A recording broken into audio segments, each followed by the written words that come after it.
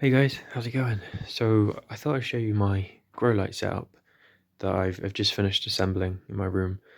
Um, it's a bit kind of rough and ready. It's like stuff just tied to stuff with bits of wire and string and stuff.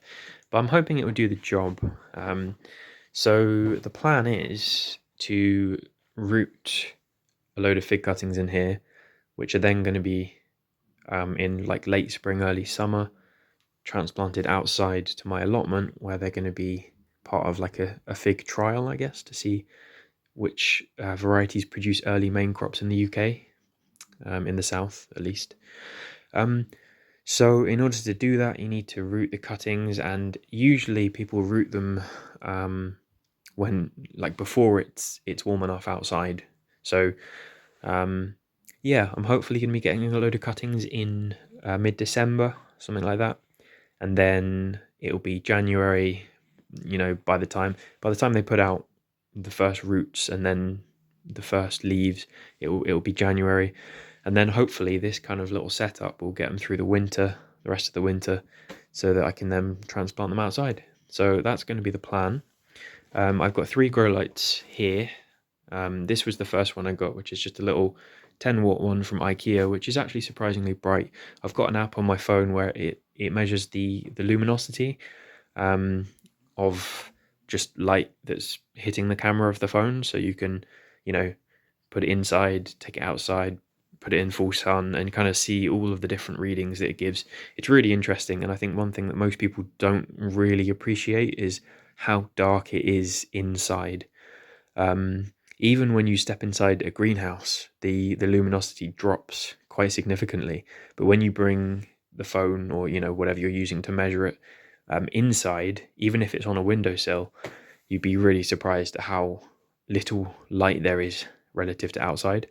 Um, so, because of that, I can't just root the cuttings on the windowsill. They just would not have enough light at all.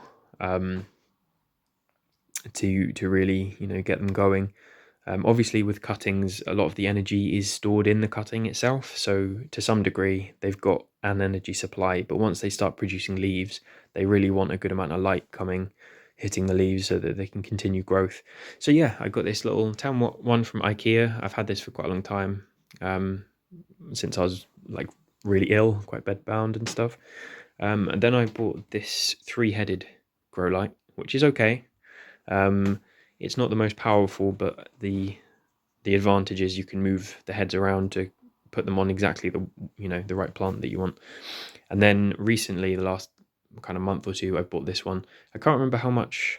Oh, it's actually quite warm as well, giving off a bit of heat. I can't remember the wattage of that, but it's significantly more than the other two. You can probably tell that from just the amount of light that's coming from that. And yeah, I'm going to be rooting the cuttings in recycled bottles. I haven't drunk all of this.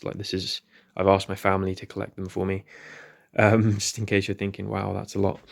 But yeah, basically the reason being is that in the past, when you push a cutting right down to the bottom of the container, I found that the majority of the roots come from the bottom of the cutting. And then if the bottom of the cutting is near the bottom of the container, the roots just hit the bottom and then they circle round, and they don't really do anything else apart from that. So this year I'm going to try using these bottles and cut the top third off like that, and then having a good amount of space between the bottom of the cutting and the bottom of the container so that the roots can really get going. So yeah, I've got 15 bottles in there. I still need to collect some more for this side. Got a couple of little plants in here already. This is dwarf Cavendish banana and a tropical guava. Just thought I'd give them a little bit of love.